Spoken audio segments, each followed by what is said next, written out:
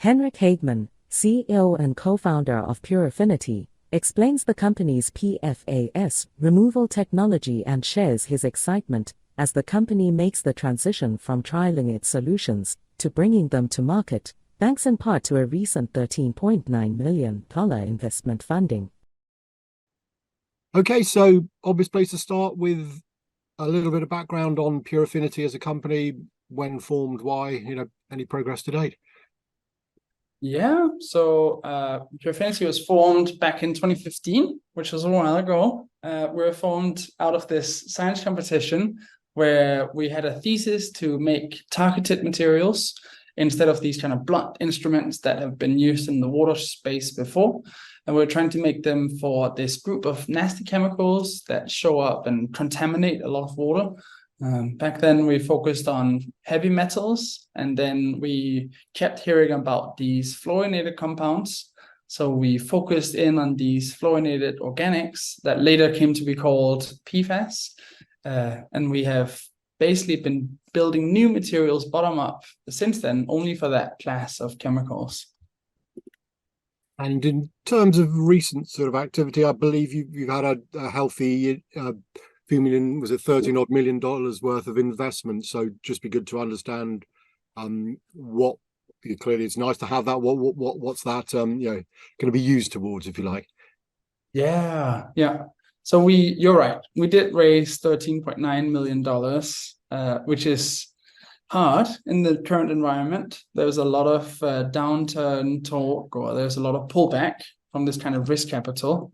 So it's really exciting to see that sort of confidence, I guess, the conviction about the space we're in. We raised the capital in order to move from being an R&D company to being a commercial entity. So having this real revenue from product sales flow through the company is going to be one of the big transitions. We're obviously also scaling up manufacturing. So we're investing in the production capability, how much material we can make.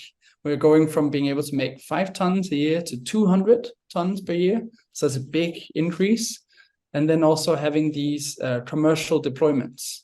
So full-scale deployments where the Puraffinity media is used to tackle PFAS to the new 2023 regulations. That's a big part of it. And in terms of the, you've referenced PFAS a couple of times, so it's PFAS removal technology. But what sort of applications are there? Any typical applications you focus on? Just how broadly applied can your technology be, I guess? That's a great question. Yeah, so we focus broadly on 2 categories, on industrial and this kind of residential and commercial, which is mostly point of use, point of entry. Within industrial, it's very challenging conditions. So we have very challenging conditions where PFAS shows up, like in a reverse osmosis concentrate. You get all the salts at very high levels, and you're also left with some of the PFAS. It all concentrates up in this side stream. So we get asked about, can we selectively take out the PFAS and leave all the salts? That's one type of application. Another one is polishing, where you have PFAS coming in at low levels and they're very challenging to target out. You might have them at nanograms per liter, so parts per trillion, and everything else is at parts per million. So you need to single an organic out that looks similar to nitrate or phosphate. That's another application we often see. The US regulations are probably driving that aspect. So they talked about 6 PFAS species. Those include the short chain, the branch chain, Gen X, and also long chain. So we would go in and polish to these less than 20 parts per trillion total PFAS. Then we have the point of use, point of entry. For us, that's a sort of way to here and now provide a solution for some of the impacted communities. If you live next to a Teflon manufacturing plant, you may need a solution for your whole household. So in that case, we fit into the same infrastructure that water softeners would go in. So these kind of one vessel in, one vessel out. You can then provide a leasing model where our customers, the system integrators, they drive out the system and they provide the vessels a bit like a fiberglass tank. And that flows with the water coming in and it tackles PFAS selectively.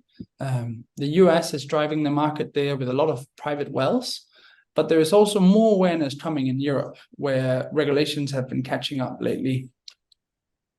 And in terms of how the technology works, I mean, I'm sure you don't want to give away the clever stuff that's patented or whatever, but can you give us the broad outline of what it is that you do to make the solutions work? Yeah. So I get really excited about this bit. It's been the core of the company. So we design materials bottom up. What we mean by that is we design, build, test, and learn about these new materials, which means we can take, let's say, a class of chemicals like PFAS. We can say, okay, what do they look like? How do they show up in water? And then we develop a new material, which is a porous material. We give it this surface coating, which is a peptide mimic that sits on the surface. And that surface coating gives us a selective ability to target out these nasties. Now, when I explain that to my grandmother, I really say, okay, imagine it's like my fist. And she's from Denmark. So there's a little Lego block that sits on the surface that only clicks with the nasty chemical PFAS. Everything else doesn't click to it. And then when it's used up, we can use this regeneration step to unclick the bound chemical. And then you can use your material again. This granule can be used again.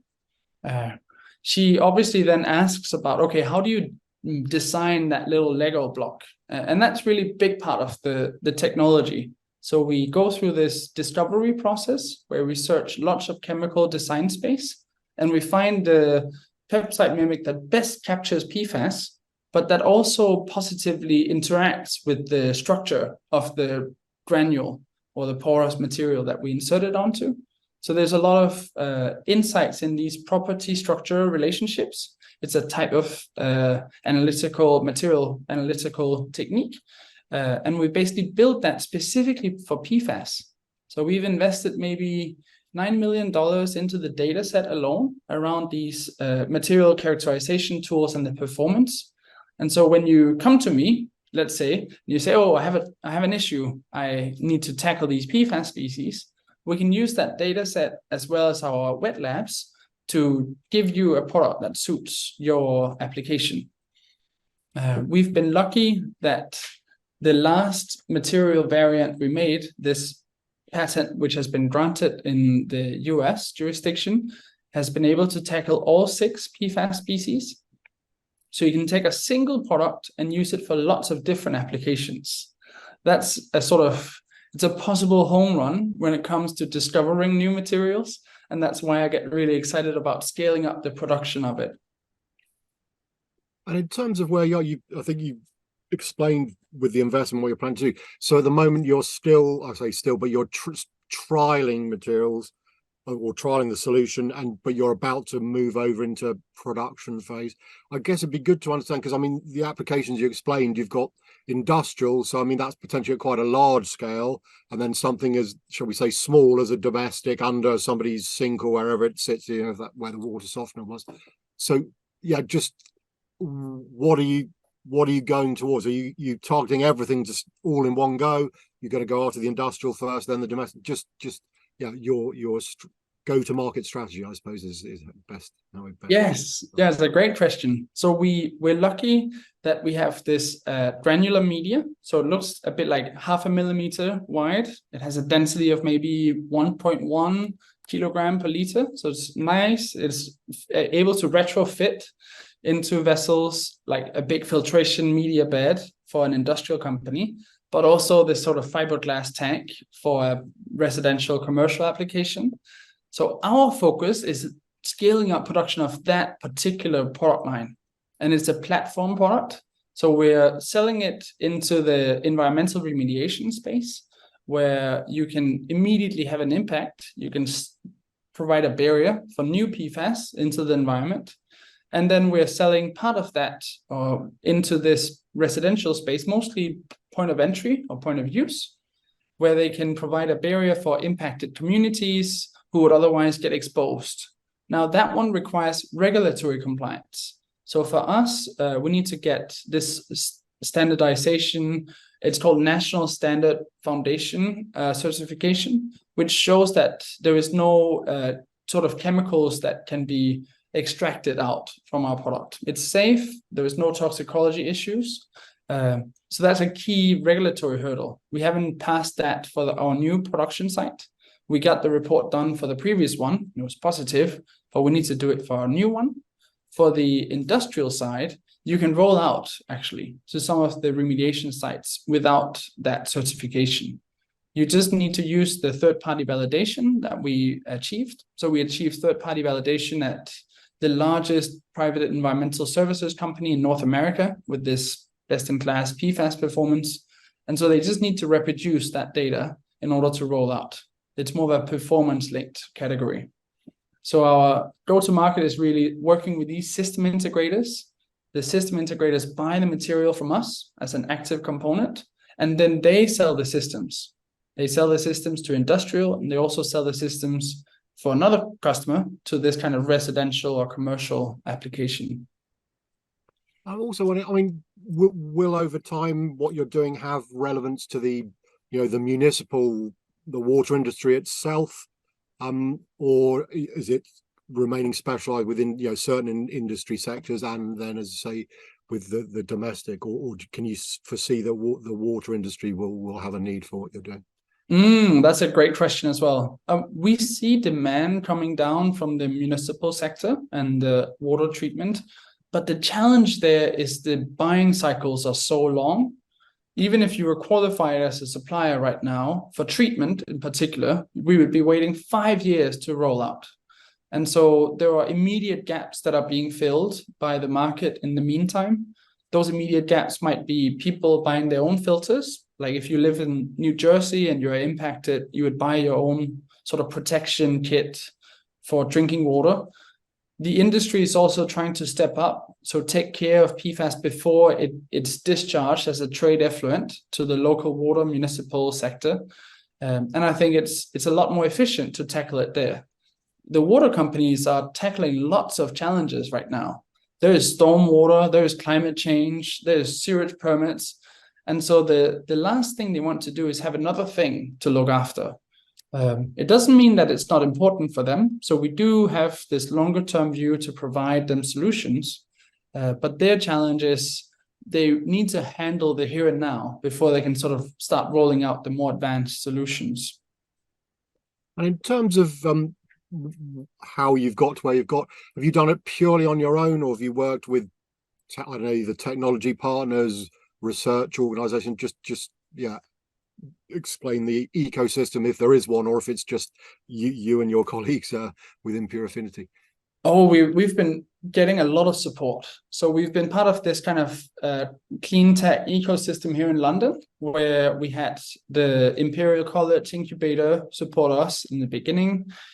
We then got support from the Royal Academy of Engineering, where they had an enterprise hub to get ventures like this off the ground.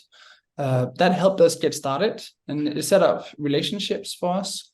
We then got funding from the UK's commercialization body for synthetic biology. They're called SynBCity, and they provide a lot of analytics support for us. So for us, it's really important to have third-party analytics data around performance, around material characterization. So they provided a big source of that. We've then built out these relationships further.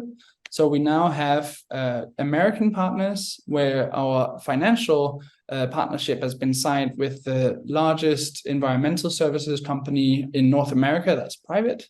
That's Heritage Group. And we work really closely with them. So they even seconded someone to our company for 6 months full time just before the pandemic to really build this relationship and also to get their help. They've been fantastic, and it's really useful to have someone who has a lot of environmental services experience. Otherwise, we wouldn't have that ourselves. We've just expanded that again by bringing in investors from Japan. So they have material science as their remit. And I came back from this trip last week, actually on Saturday, where they had organized all these meetings with giants within our industry, giants that really still use PFAS for high-end applications like semiconductors or electrical vehicles. And yeah, they were setting up conversations that we couldn't easily have otherwise. So we always try and like think of accelerating our journey with these external partners and try and map ourselves onto the very vertically focused ones. Yeah, it's interesting there. So you mentioned semiconductors. I mean, are there particular industry sectors that you're very much going to be targeting because of the nature of their problems and what you can offer as a solution? It's one of them where they cannot make these very high-end materials like the chips without using the chemistry that comes from PFAS's abilities. And it's been exempted from even the EU's proposed ban on PFAS. And so we see this big push to get more chip manufacturing in Europe or the US or Asia. And alongside that comes this need for responsible stewardship to avoid discharging PFAS and to use it on the plant so that you can get an iPhone or an electrical vehicle, but that you can use it knowing that the manufacturing process haven't introduced new PFAS to the environment. So that keeps coming up in conversations.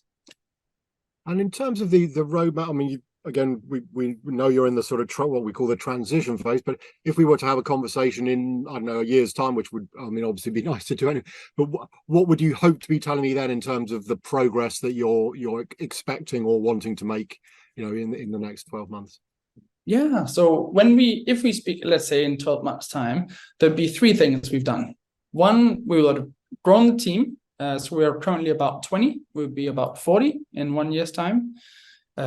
Second thing is we will have this manufacturing capability and industrial deployments going.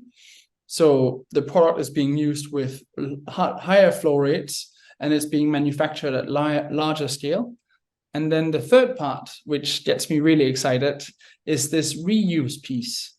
So the key part to tackling PFAS is having an ESG aligned story.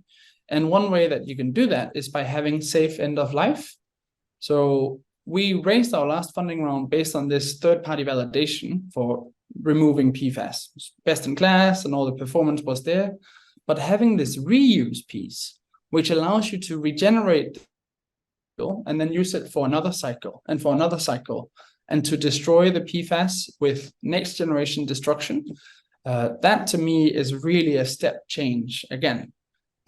And so I would like to have that third party validated when we meet in 12 months time.